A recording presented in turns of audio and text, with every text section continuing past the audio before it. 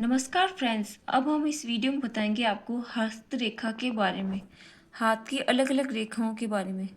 जीवन रेखा, हृदय रेखा, मस्तिष्क रेखा।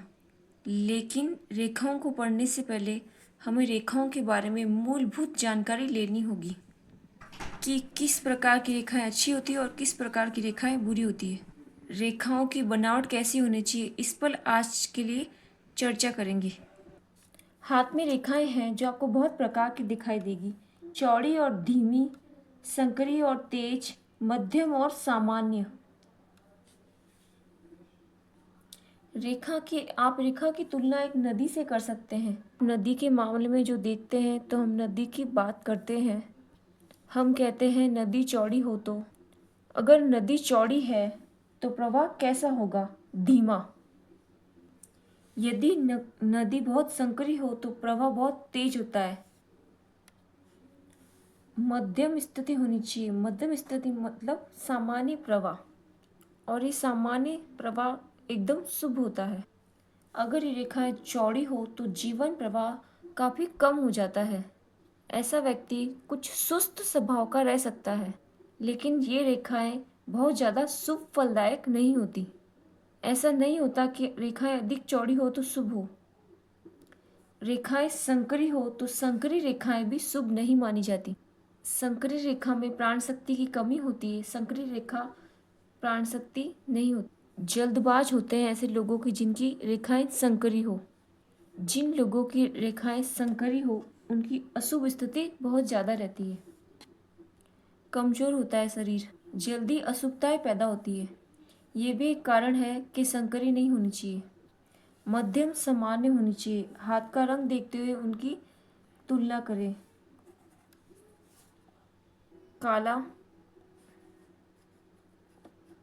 लाल, गुलाबी, सफ़ेद या पीला।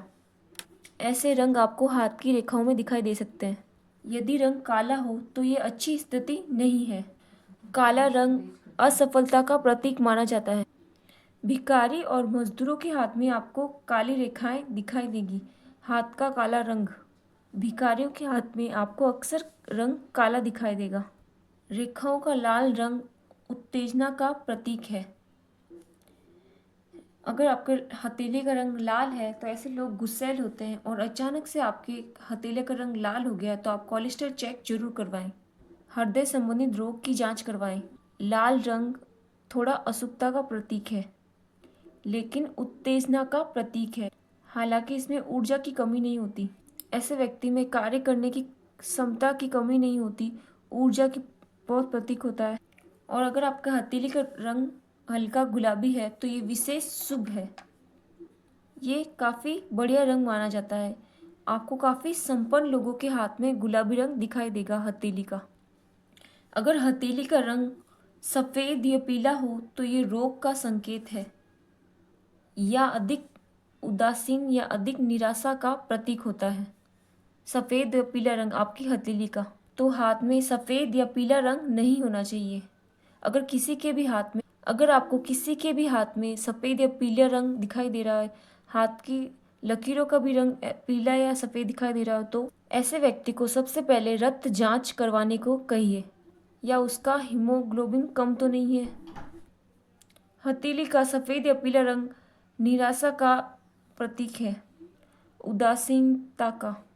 तो हाथ की बारे में बात की कि चौड़ाई कैसी हो और हाथ का कलर कैसा हो, तो ये रंग की स्थिति है। और हमें अगली जो विषय देखना चाहिए, अगला विषय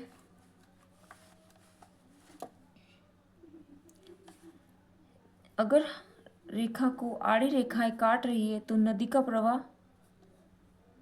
का प्रवाह बिगड़ सकता है। बाधाएं पैदा होती है। जैसे जैसे आपको हाथ में आड़ी रेखाएं दिखाई देंगी तो ये अशुभता का प्रतीक मानी जाती है। ऊपर की ओर की प्रवाह हमारे हाथ में शुभ होता है।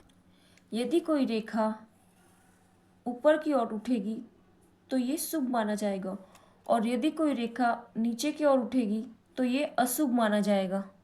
ये जो अल्प रेखाएं ये शुभ नहीं मानी जाती, ये बहुत महीन महीन रेखाएं होती है। यदि कोई रेखा टुकड़ों में है तो ये निश्चित रूप से प्राण शक्ति की कमी दिखाती है। अशुभता का संकेत है, ये शुभ स्थिति नहीं है रेखाओं की। यदि कोई रेखा जंजीर की तरह बनी हुई है तो ये रेखा भी अशुभ मानी जाती है, शुभ फल नहीं दे पाती। ये मानसिक स्थिति को दर्शाता है, मानसिक स्थिति के रोग। जीवन रेखा का ऐसा होना बार बार रोग, जीवन में संघर्ष, काफ़ी परेशानी को दिखाता है। अगर कोई रेखा आगे चल के रुक गई है तो ये अशुभ माना जाता है। किसी की रेखा ना होना अशुभ माना जाता है।